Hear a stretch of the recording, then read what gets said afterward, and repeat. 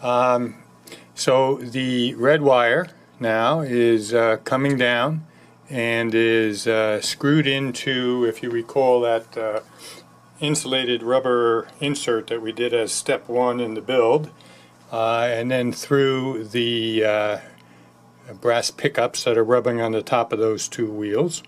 And this is what I think should be forward. Let's see, maybe I'll zoom out a little bit first. You can see a little movement. That should be forward, and that should be reverse.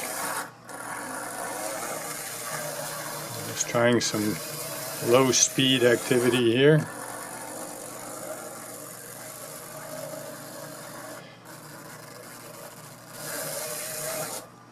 And there we are. So electrical work at the moment.